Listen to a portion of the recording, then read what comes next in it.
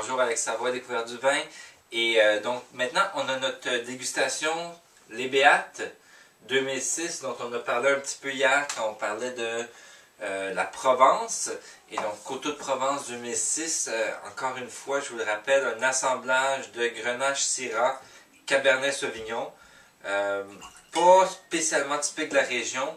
Le plus grand nombre de rouges, c'est à base de Mourvèdre dans cette région-là, notamment en Bandol, Coteaux d'Aix-en-Provence, dans la région de Provence. Et donc, on a un assemblage peu caractéristique de la région, mais quand même des cépages qu'on trouve dans le sud de la France. Là, donc, on va voir ce que ça va donner. Tout de suite, on a un... Il est encore, en tout cas, à l'œil, il est encore tout en jeunesse. Il y a encore un beau rouge, pas trop profond, donc pas trop opaque si on veut, mais assez foncé quand même. Et donc, je dis qu'il est encore en jeunesse parce que généralement, quand il commence à vieillir, la couleur tourne un peu vers le brun. Mais là, il ne devrait pas être trop vieux, il ne devrait pas être passé.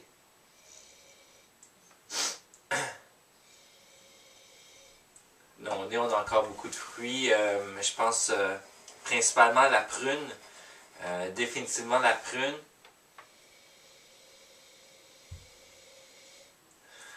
Peut-être un peu de noyau de cerise. Quand je dis noyau de cerise, ça veut dire, je parle souvent de petites cerises sûres.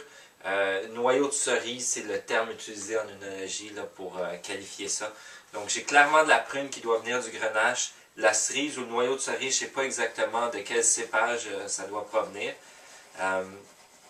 C'est un petit peu de fruits confiturés, mais pas trop. Ce n'est pas du fruit frais comme on aurait sur un Beaujolais, mais c'est pas non plus du gros fruit complètement déshydraté. Mais on est quelque part entre les deux, autrement dit. Et j'ai définitivement des notes qui sont très souvent trouvées dans les vins du sud de la France. Je trouve les vins du Côte-du-Rhône et du Languedoc nous donnent souvent ça. Et on appelle ça, des sommeliers appellent ça des notes de garrigue. Maintenant, ce que ça veut dire, la garrigue, en fait, j'en ai déjà parlé dans un épisode précédent quand je l'avais noté comme arôme. C'est l'ensemble des broussailles qui poussent dans ces coins-là, dans le sud de la France. Donc, c'est un coin qui est très sec. On pense à la Méditerranée, qui a un vent qui vient de la Méditerranée, qui vient assécher les terres. C'est dans le sud en plus, gros soleil et tout. On a beaucoup de choses comme, on a des oliviers qui poussent dans ce coin-là, du romarin. On a de la lavande qui pousse dans ce coin-là, toutes les herbes de Provence auxquelles on peut penser également. Donc, l'ensemble de tout ça donne un certain bouquet ou un arôme que dans le monde du vin, les gens appellent la garrigue. Et donc, je le sens définitivement. C'est pas loin des arômes d'olive noire, si on veut. Et c'est définitivement là. Il y a des gens qui peuvent associer ça, ou des fois qui vont dire que ça sent le balsamique. On n'est pas loin de cet arôme-là non plus. Donc, on va y goûter, puis on va essayer de voir si on peut confirmer ces arômes-là.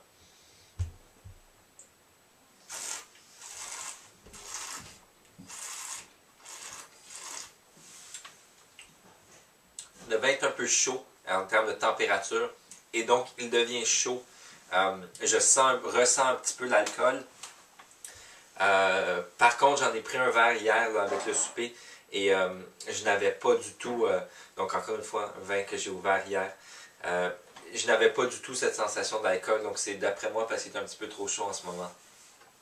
Mais on a une excellente texture en bouche, les tanins sont rendus fondus aujourd'hui. Hier, il est encore un peu serré, ce que j'aime bien, il nous donnait, j'en ai déjà parlé de la mâche, donc juste assez pour que ce soit agréable, pas trop, pour pas que c'était pas astringent, mais juste assez pour que ça nous donne envie de manger quelque chose avec.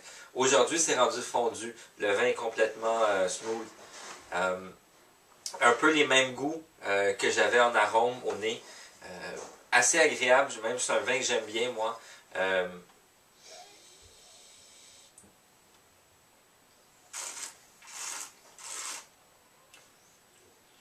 Encore une bonne acidité.